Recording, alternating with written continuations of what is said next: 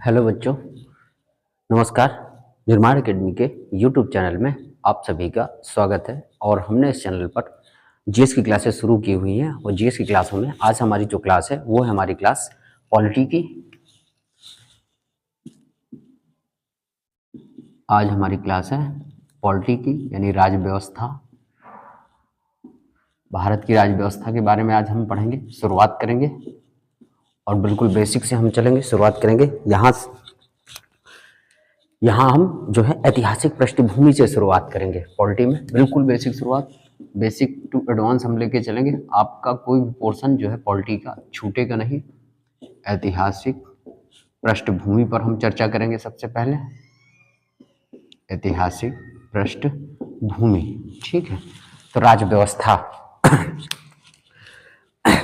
तो पढ़ते चलिएगा और नोट्स भी इसके बनाइएगा। और आप सभी को जो है इस क्लास की पीडीएफ में मिल जाएगी। और पीडीएफ जो आपको मिलेगी Telegram channel GS by R K sir, आप कैपिटल में जीएस फिर स्मॉल बाई आर के सर, यहाँ से आप सर्च कर सकते हैं टेलीग्राम चैनल, ये आपको मिल जाएगा।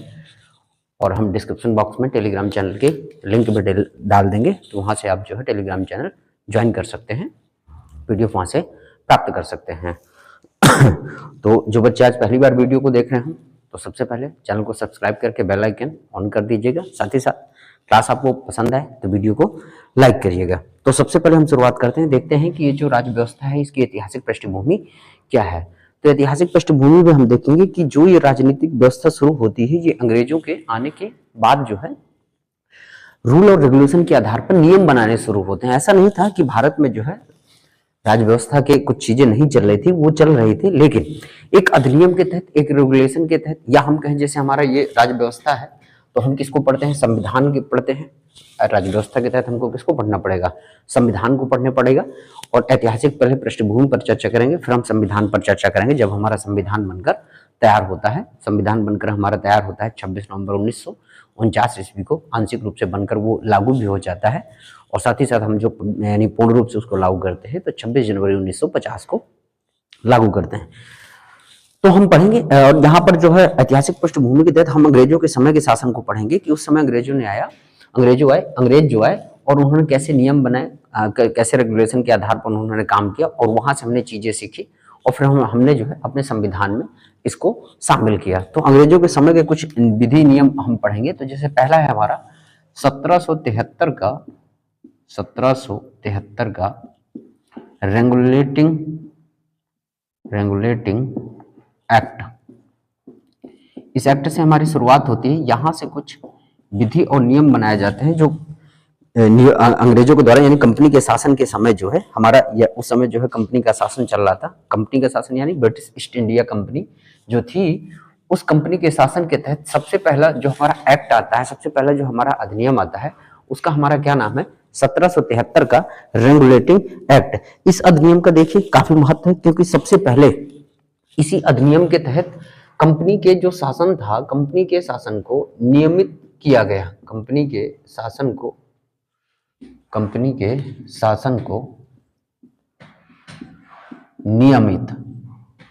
नियमित किया गया, अनुशासित किया गया। यानी अभी तक जो चीजें चल रही थी बिना किसी अधिनियम के, बिना किसी कानून या नियम के तहत चल रही थी, इस एक्ट के तहत यानी 1773 के रेगुलेटिंग एक्ट के तहत हमने जो ईस्ट इंडिया के शासन था उसके जो कार्य थे उसको हमने नियमित और नियंत्रित किया। नियमित और नियंत्रित किया गया। देखिए, जो विधि होते हैं, जो नियम होते हैं, जो आपके कानून बनाए जाते हैं, कहीं ना कहीं प्रशासन को नियमित और नियंत्रित किया जाता है। जैसे कोई भी कंपनी हो आपके, या कहने का मतलब जैसे आज हम वर्तमान में देखेंगे कि कोई भी विभाग हो तो उसको क्या क्या काम करना है। जैसे हम एक बात करें, बैंक है तो बैंक देखिए नियम के अनुसार, यानी सुबह 10 बजे ओपन होंगे, शाम को 4 बजे क्लोज होंगे। और फिर उनको नियंत्रित भी किया जाता है कि यानी वो कुछ भी ऐसा नहीं कर सकते हैं कि अपने यानी अधिकारों से वो बाहर जाकर काम करें। तो इस एक्ट का महत्व भी है कि कंपनी के शासन को सबसे पहले नियमित और नियंत्रित किया जाता है। किस एक्ट के तहत, यानी किस अधिनियम के तहत, तो वो है हमारा 1773 का रेगुलेटिंग एक्ट। इसके द्वारा सबसे पहले क्या होता है, देखिए ये जो नियम है इसके ब्रिटिश शासन द्वारा उठाया गया सबसे पहला कदम था। 1773 के रेगुलेटिंग एक्ट के तहत कि कंपनी के शासन को हमने नियमित और नियंत्रित किया। यही से देखिए क्या होता है, केंद्रीय प्रशासन की नींव पड़ती है। केंद्रीय प्रशासन की नींव रखी जाती है। याद रखिएगा, केंद्रीय प्रशासन की नींव रखी जाती है, नींव पड़ती है कि केंद्र में जो बैठा प्रशासन है वो सबको रेगुलेटिंग करेगा, यानी रेगुलेट करेगा। तो यहां से इस एक्ट के तहत हमारा क्या पड़ता है, केंद्रीय प्रशासन की नींव पड़ती है। और इस एक्ट की विशेषताएं कुछ बारे में हम देख लें कि सबसे पहले इसमें देखिए जो बंगाल का गवर्नर था उसको अब जो क्या कहा जाने लगा, बंगाल का गवर्नर जनरल कहा जाने लगा। इसी अधिनियम के तहत जो विशेषता थी, जो बंगाल का गवर्नर था, बंगाल का गवर्नर, तो बंगाल के गवर्नर को इस एक्ट के तहत अब क्या नाम दिया जाने लगा, अब उसको कहा जाने लगा बंगाल का गवर्नर जनरल। क्या शब्द जोड़ दिया गया, जनरल शब्द हमने इसमें जोड़ दिया, बंगाल का गवर्नर जनरल। ये हमने इस अधिनियम के तहत जो है नाम रखा, किसका, बंगाल के गवर्नर का नाम बदलकर ये रखा गया। और उसकी सहायता के लिए एक हमने क्या किया, 4 सदस्यीय कार्यकारी परिषद का गठन किया। उसकी सहायता के लिए हमने क्या किया कि इस गवर्नर जनरल को, यानी सहायता के लिए चार लोग कार्यकारी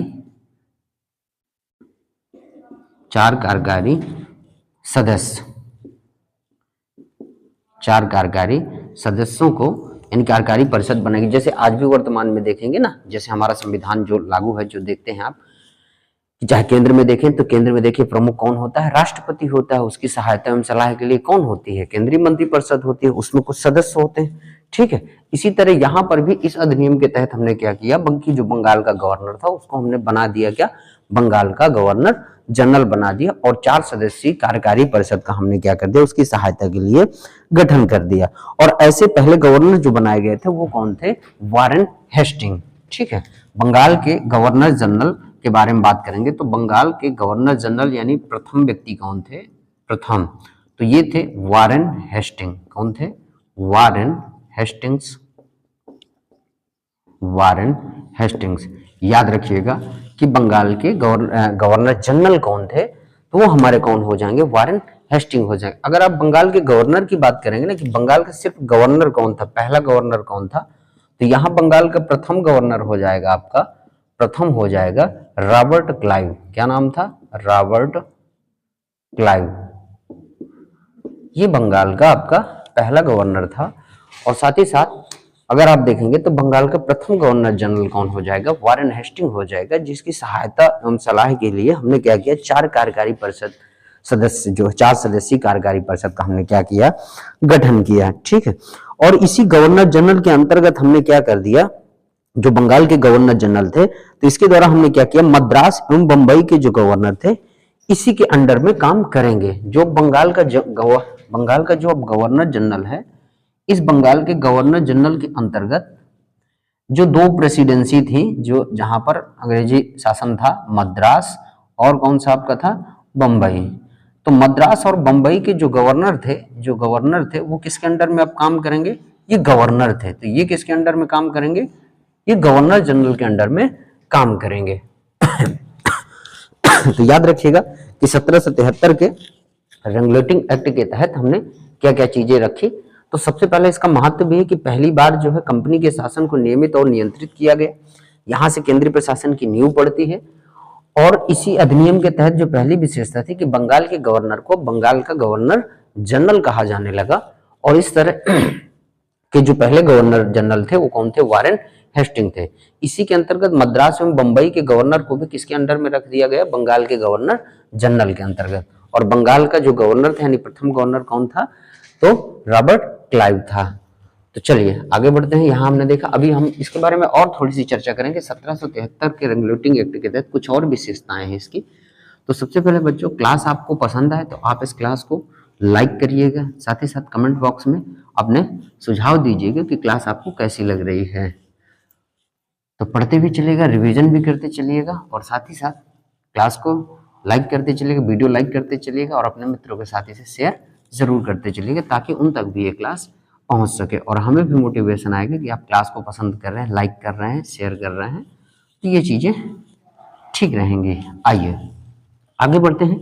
इसी रेगुलेटिंग एक्ट के तहत सबसे पहली बार क्या होता है कि कलकत्ता में एक उच्चतम न्यायालय की स्थापना की जाती है। इसी रेगुलेटिंग एक्ट के तहत 1774 ईस्वी में, कब? 1774 ईस्वी में कलकत्ता में, कहाँ?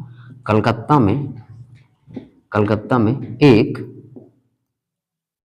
में एक सुप्रीम कोर्ट की स्थापना की जाती है। सुप्रीम कोर्ट की स्थापना। तो याद रखिएगा कि 1700 यानी 73 के अधिनियम के तहत 1774 ईस्वी में कलकत्ता में एक सुप्रीम कोर्ट यानी एक उच्चतम न्यायालय की स्थापना की जाती है। ठीक है, ये भी याद रखिएगा। और इसमें जो है एक मुख्य न्यायाधीश और 3 आपके अन्य न्यायाधीश थे। ठीक है, इसमें जो है यानी इस सुप्रीम कोर्ट में आपके कौन कौन थे? तो एक मुख्य न्यायाधीश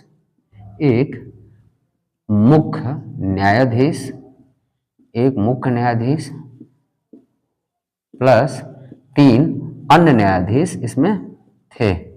ठीक है, तो याद रखिए कलकत्ता में सुप्रीम कोर्ट की स्थापना की जाती है किस अधिनियम के तहत? तो 1773 के रेगुलेटिंग एक्ट के तहत की जाती है। और कब की जाती है? 1774 ईस्वी में की जाती थी। और जो ये इसके पहले मुख्य न्यायाधीश थे तो इनका नाम क्या था?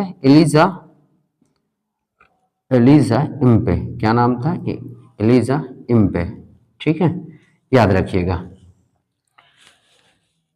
कि 1774 ईस्वी में कलकत्ता में एक उच्चतम न्यायालय की स्थापना की गई थी जिसमें 3 आपके अन्य सदस्य थे यानी 3 अन्य न्यायाधीश थे और एक आपका मुख्य न्यायाधीश था। और एक मुख्य न्यायाधीश जो थे जिनका नाम था एलिजा इम्पे। और इस अधिनियम के तहत क्या किया जाता है? तो कंपनी के कर्मचारियों को निजी व्यापार करने पर, यहां से अधिनियम से इसके तहत क्या किया जाता है कि जो कंपनी के कर्मचारी थे, कंपनी के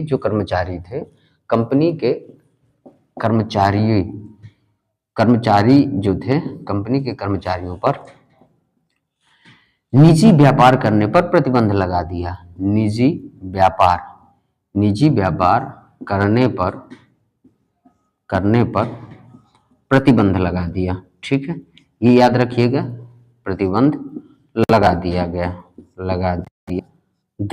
ठीक है, अब जो है कंपनी जो कंपनी के कर्मचारी हैं वो अब अपना निजी व्यापार नहीं कर पाएंगे। जैसे कंपनी आई थी जो ब्रिटिश ईस्ट इंडिया कंपनी थी तो वो व्यापार करने के लिए आई थी, लेकिन इस अधिनियम के पहले क्या होता था कि जो भी कंपनी के कर्मचारी हुआ करते थे वो अपना पर्सनली व्यापार भी करते थे। कंपनी का जो था व्यापार वो तो करते ही करते थे, कंपनी के साथ काम करते ही करते थे, लेकिन अपना पर्सनल बिजनेस भी करते थे। पर जैसे आज भी हम देखेंगे ना कि जैसे आप गवर्नमेंट ऑफिसर हैं यानी आप लाभ के पद पर हैं, आपसे कोई जो है आपको सरकारी सैलरी मिल रही है तो आप कोई अन्य जो है, कहने का मतलब वो नहीं कर सकते अपने नाम से कि जब तक आप लाभ के पद पर रहेंगे। जैसे आप जो है चुनाव लड़ना चाहते हैं और अगर आप एक गवर्नमेंट एम्प्लॉयमेंट हैं तो अगर आप चुनाव लड़ना चाहते हैं तो सबसे पहले आपको क्या करना पड़ेगा? उस पद से इस्तीफा देना पड़ेगा, फिर आप चुनाव लड़ सकते हैं। पर इस अधिनियम के पहले क्या था कि कंपनी के कर्मचारी अपना निजी व्यापार भी करते थे, पर इस अधिनियम के तहत हमने क्या किया कि कंपनी के कर्मचारियों पर निजी व्यापार करने पर प्रतिबंध हमने लगा दिया। साथ ही साथ हमने क्या कर कि भारतीय लोगों से जो उपहार व रिश्वत लेते थे उसको भी प्रतिबंध कर दिया। ठीक है, कंपनी के कर्मचारियों पर ध्यान रखिएगा कि भारतीयों से उपहार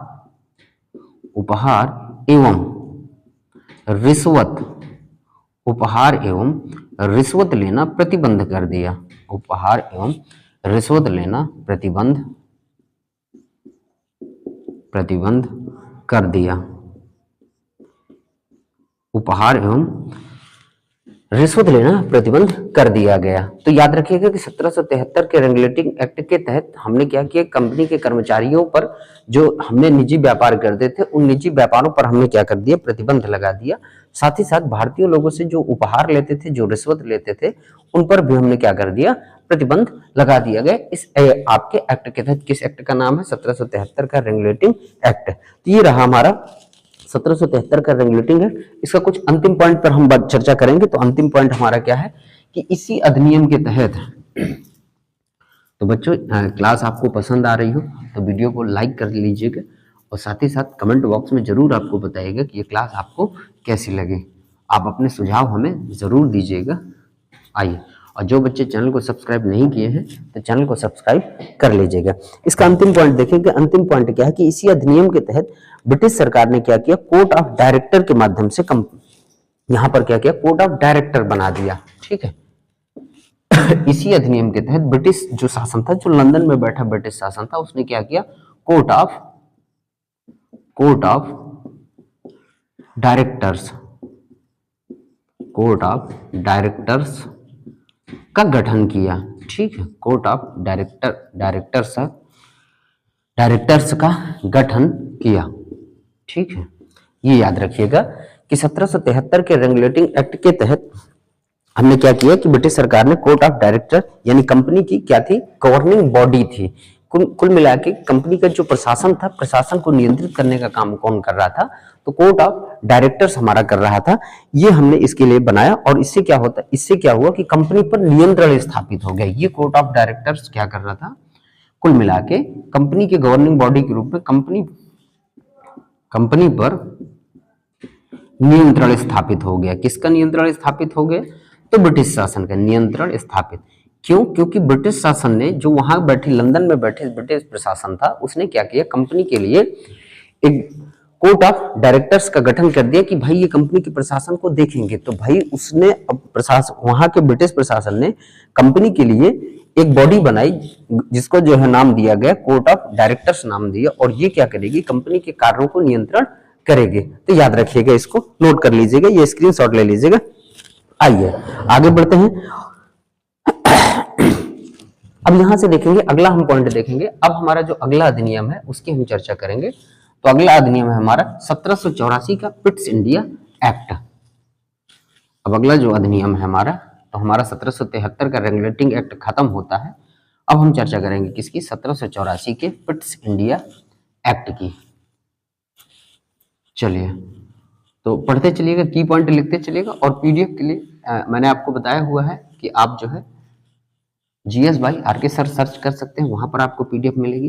दूसरा, आप जो है डिस्क्रिप्शन बॉक्स में आपको लिंक दे दी जाएगी, आप वहां से जो है पीडीएफ प्राप्त कर सकते हैं। चलिए, तो 1784 का पिट्स इंडिया एक्ट, 1784 का पिट्स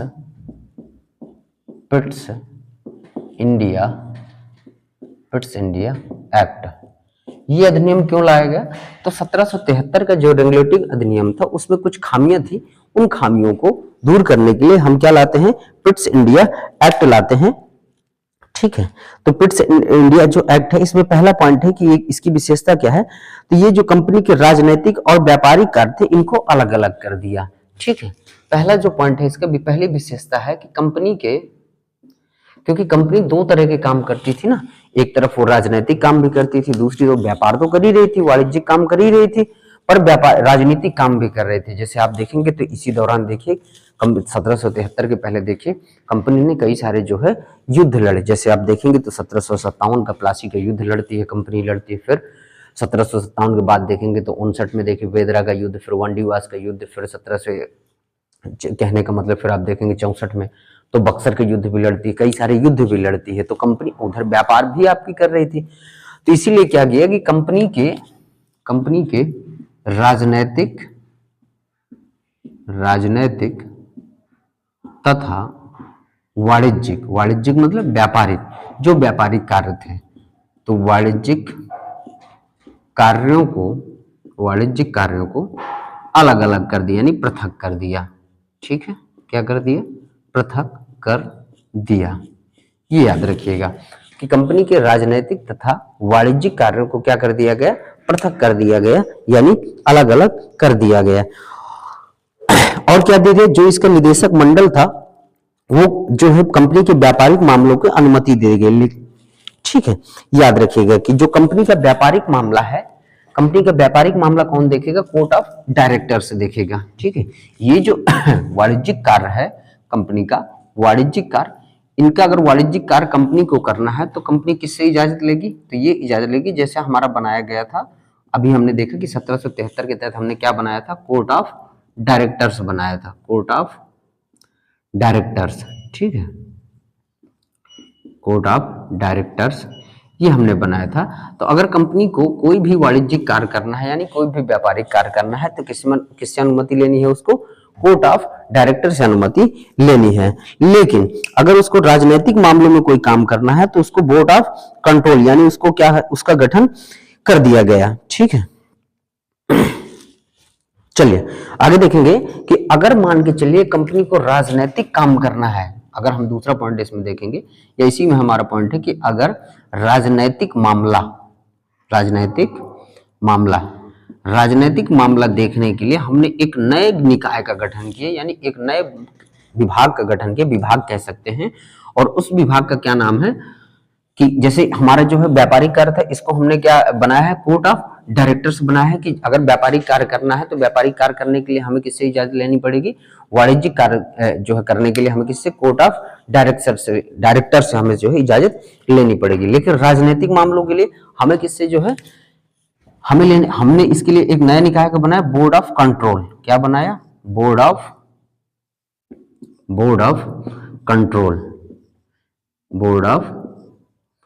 कंट्रोल। यहां हमने जो है राजनीतिक मामलों को देखने के लिए हमने एक नए निकाय का गठन किया जिसका नाम है बोर्ड ऑफ कंट्रोल, और यानी इसको हम नियंत्रण बोर्ड भी कह सकते हैं। क्या कह सकते हैं, बोर्ड ऑफ कंट्रोल, या हम इसको कह दें हिंदी में क्या कहेंगे, नियंत्रण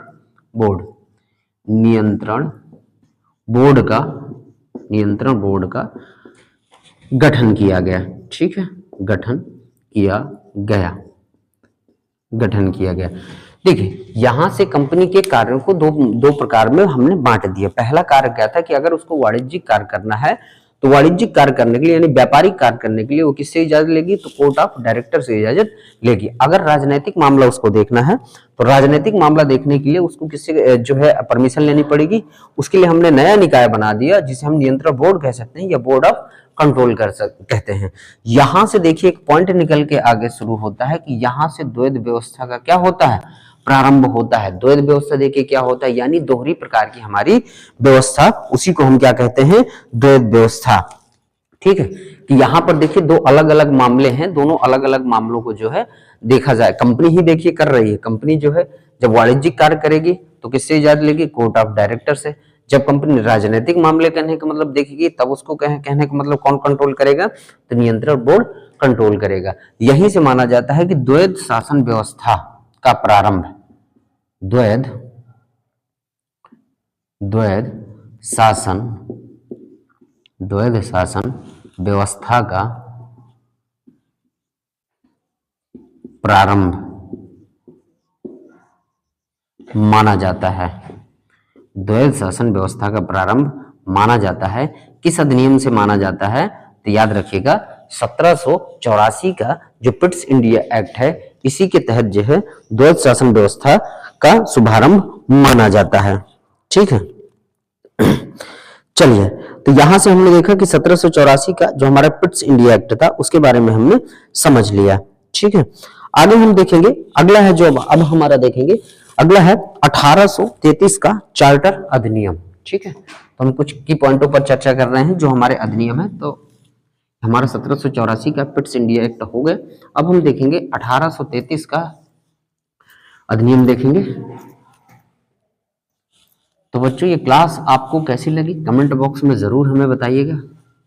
साथ ही साथ अगर क्लास आपको अच्छी लग रही हो, वीडियो आपको पसंद आ रहा हो तो वीडियो को लाइक करिएगा और अपने मित्रों के साथ इसे शेयर जरूर करिएगा ताकि वो भी इस क्लास का फायदा उठा सकें। और बहुत विस्तार के साथ हम पढ़ रहे हैं, बिल्कुल एक एक की पॉइंट हम देखते हुए चल रहे हैं। अगर आप जो है इस क्लास को अगर आप फॉलो करते हैं तो आप जीएस पे जो है एक महारत हासिल कर सकते हैं।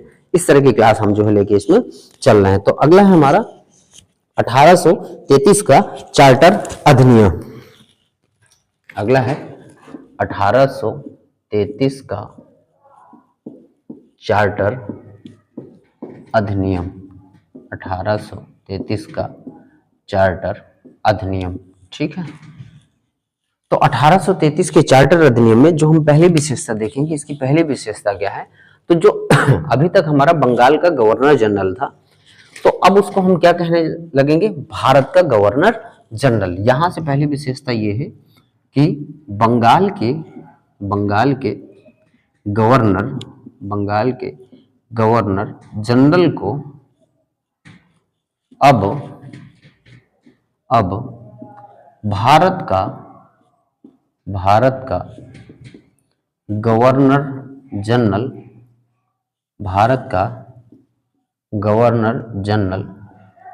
कहा जाएगा।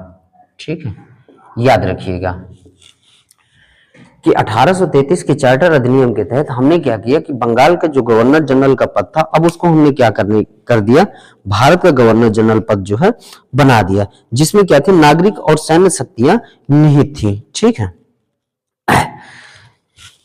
जिसमें जो है सब प्रकार की शक्तियां, यानी नागरिक शक्तियां भी और सैन्य शक्तियां भी। ये जो गवर्नर जनरल था, इसमें सभी प्रकार की शक्तियां हमने इसको दे दी है, यानी नागरिक शक्तियां भी हैं, नागरिकों के लिए यानी अधिकार, विधि, नियम, कानून के तहत ये भी काम कर सकता है, और साथ ही साथ सैन्य शक्तियां भी हैं, यानी सैन्य का प्रमुख भी है, सैन्य शक्तियां भी हैं।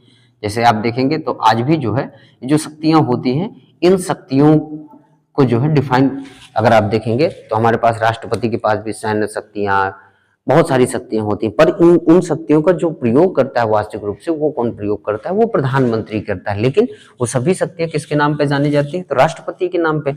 उसी तरह यहाँ पर भी है कि यहाँ गवर्नर जनरल को हमने सभी प्रकार की शक्तियां दे दी, यानी नागरिक शक्तियां भी दे दी, साथ ही साथ हमने क्या दे दिया, इनको सैन्य शक्तियां भी प्रदान कर दी। और इस अधिनियम के तहत पहली बार ऐसा हुआ कि सरकारों का निर्माण भी किया गया। जहां से कहने का मतलब हमने क्या किया कि इसी अधिनियम के तहत हमने क्या किया, एक सरकार का निर्माण किया, ब्रिटिश सरकार का निर्माण किया गया, ब्रिटिश सरकार का निर्माण, जिसका हमने क्या है, ब्रिटिश सरकार का निर्माण, जहां जहां ब्रिटिश सरकार का निर्माण किया गया। और ये जो ब्रिटिश सरकार है, संपूर्ण भारत में जहां पर ब्रिटिशों पर कब्जा था, याद रखिएगा कि उन क्षेत्रों पर ये सरकार काम करेगी जहां पर ब्रिटिश का कब्जा था। ठीक है, ब्रिटिश शासित, हम कह सकते हैं ब्रिटिश शासित भारतीय क्षेत्र, यानी भारत के वो क्षेत्र जिन पर ब्रिटिश ने क्या कर रखा था, कब्जा कर रखा था, और उन पर यह सरकार जो है चलेगी, यानी काम करेगी। तो उसी को हम कहते हैं, यानी वो ब्रिटिश सरकार की जो भारतीय क्षेत्र जिन पर ब्रिटिशों ने कब्जा कर रखा था, वहीं पर ये जो सरकार काम करेगी। याद रखिएगा कि इसी तरह जो बंगाल के गवर्नर जनरल जो थे, पहले गवर्नर जनरल थे, जो सरकार के प्रमुख भी रहे, तो वो आपके कौन से, तो बंगाल के गवर्नर जनरल पर तो बात कर ही चुके हैं। ये जो बंगाल के गवर्नर जनरल थे वो तो हमने देख लिया कि वारेन हेस्टिंग बनाए गए थे, लेकिन ये अब जो है भारत का गवर्नर जनरल कौन है, भारत का गवर्नर जनरल। इनको क्या कहा जाने लगा, भारत का गवर्नर जनरल। और भारतीय क्षेत्रों पर जहां पर ब्रिटिशों का कब्जा था, इसीलिए हम जो है ना, आप लोगों ने कहीं बुकों में देखा होगा कि ब्रिटिश भारत, नाम क्या देखा होगा, ब्रिटिश भारत, हम उसको क्या कहते हैं, ब्रिटिश भारत, यानी भारत के वह क्षेत्र जहां पर ब्रिटिशों का कब्जा था, हम उसको क्या नाम देते थे, तो ब्रिटिश भारत। तो ब्रिटिश भारत के गवर्नर जनरल कौन थे, तो यानी ये भारत के गवर्नर जनरल, और ये इनके पास शक्तियां मौजूद थी, नागरिक शक्तियां भी, सैन्य शक्तियां थी। इस तरह ब्रिटिश भारत के पहले गवर्नर जनरल कौन हो जाएंगे, अगर आप बात करेंगे तो ये हो जाएंगे हमारे विलियम बेंटिंग। कौन हो जाएंगे, विलियम बेंटिंग, बिल्कुल याद नाम रखिएगा। ये भारत के पहले गवर्नर जनरल भी रहेंगे, या ब्रिटिश भारत में क्या कह सकते हैं, पहले गवर्नर जनरल कौन रहेंगे, तो विलियम बेंटिंग रहेंगे। विलियम बेंटिंग को बनाया जाता है। चलिए, और अंतिम पॉइंट है इसमें देख लेते हैं कि चार्टर एक्ट 1833 के तहत क्या किया गया कि सिविल जो सेवक थे उनको चयन के लिए खुली प्रतियोगिता आयोजन शुरू किया गया। जो 1833 का अधिनियम है, 1833 के अधिनियम के तहत जो सिविल सेवा है, जो आपकी सिविल सेवा के लिए खुली प्रतियोगिता